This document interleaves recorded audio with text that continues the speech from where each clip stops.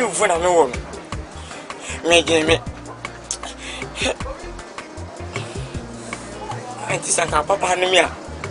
Come to my rear him. That day, Pejacoson Pejamin Umoti. What will be?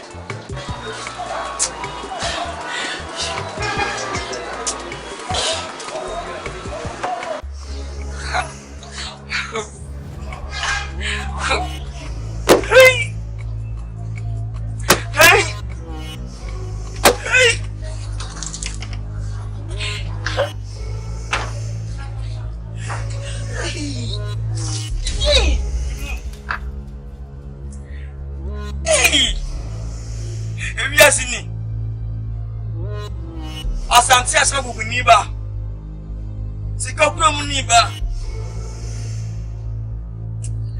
sabamledu abankwam abusia pa mini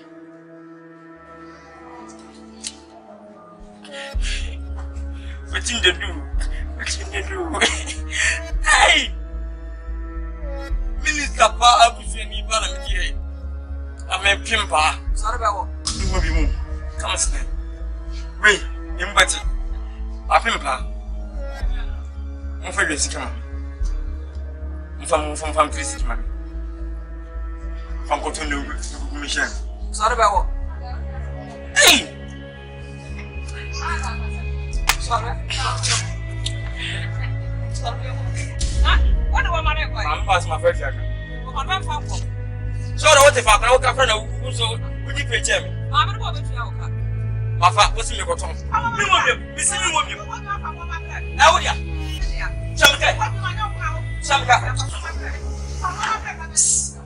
Madam, but I don't want to go. Who is the one to make up? Papa, I'll Papa, what?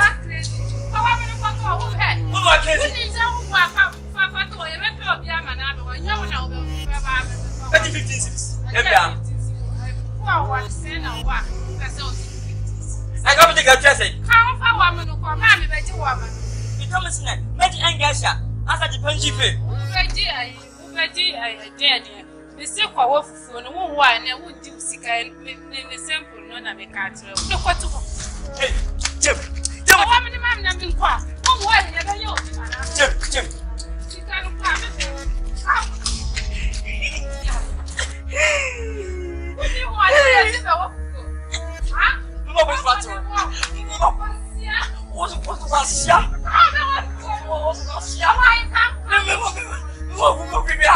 What's hey, no good.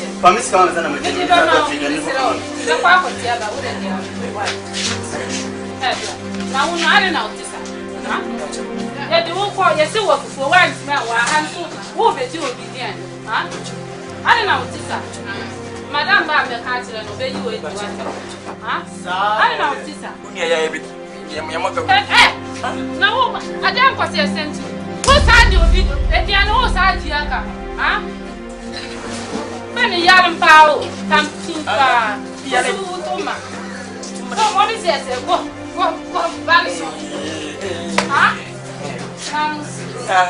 Soye. Monsieur ne souvient mamé man kasa monsieur ne sou Floko Aja mo mo mi so ana